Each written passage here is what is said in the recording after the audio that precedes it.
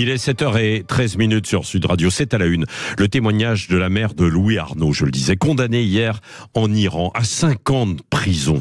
Condamnation, alors sans beaucoup de détails, sans avocat. Le jeune homme consultant en service financier à Paris avait été interpellé dans la capitale iranienne le 28 septembre, 12 jours après la mort de Mahsa Amini, qui a provoqué, on s'en souvient, un soulèvement populaire sans précédent en Iran.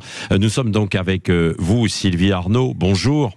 Oui, bonjour. J'imagine que vous êtes sous le choc de cette condamnation et vous allez nous raconter que il n'avait pas de possibilité d'avoir d'avocat, etc. Bien sûr. Effectivement, ça a été un choc très violent quand on nous a annoncé ce bilan de condamnation de 5 années. Ça s'est énoncé après des audiences qui ont été de très courte durée et auxquelles ces avocats n'ont jamais eu le droit de participer. Ils n'ont pas pu assurer sa défense. Oui, ils n'ont pas pu assurer ça. Qu'est-ce qu'on reproche à votre fils et pourquoi d'ailleurs était-il en Iran ? Alors Louis, en fait, est un voyageur. L'Iran faisait partie d'un grand périple qu'il a commencé au mois de juillet. Il se rend en direction 2022. En 2022. En 2022, c'est ça. C'était en juillet 2022, effectivement.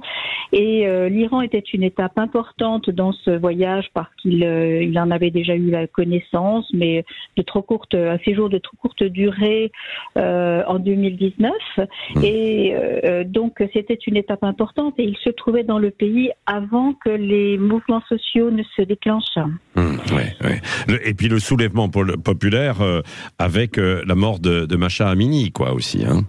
Alors, bien sûr, on imagine que c'est lié. Quand Mahsa Amini a été arrêté et que l'on a appris son décès, les réactions populaires se sont intensifiées et il y a eu un très grand nombre de personnes ramassées, emprisonnées, puis libérées. Donc, nous nous attendions à ce qu'il y ait la même chose pour Louis. Nous pensions vraiment à une confusion et il avait d'ailleurs été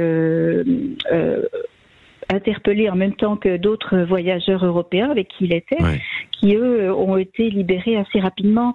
Donc nous attendions le même scénario pour Louis, mais en fait, voilà maintenant plus de 400 jours qu'il est toujours détenu. Qu'il est toujours détenu. Mais qu'est-ce qu'on lui reproche vraiment alors ? C'est quoi ? C'est suspicion d'espionnage de quoi alors ? Non, on ne parle pas d'espionnage. On estime qu'il a fait de la propagande contre l'État iranien et qu'il a participé aux manifestations et Louis n'a commis aucun de ces délits qu'on lui attribue.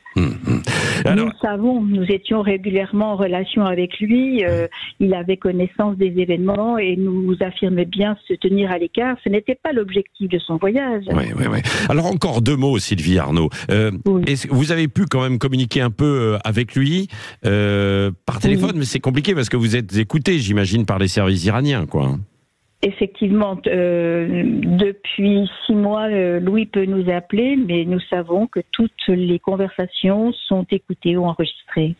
Quel est son état mental, selon vous ?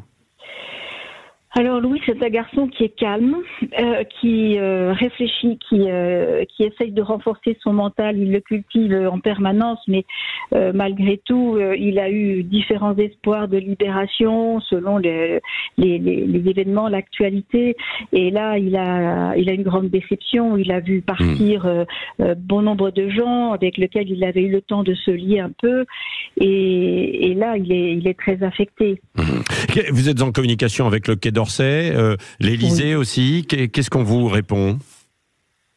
C'est le Quai d'Orsay avec lequel nous sommes en relation très régulière.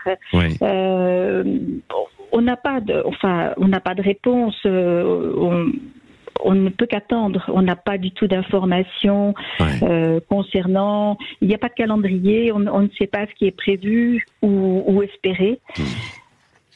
Et j'imagine que pour vous, vous êtes en permanence dans l'angoisse, quoi.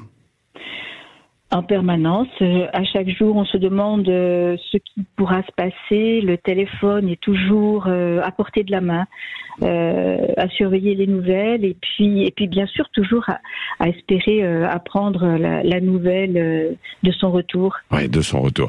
Merci Sylvie Arnaud d'avoir témoigné ce matin. Bon courage à vous et évidemment on suivra et on relayera aussi pour voir comment ça peut évoluer, quoi. Merci d'avoir été avec nous ce matin sur Sud Radio.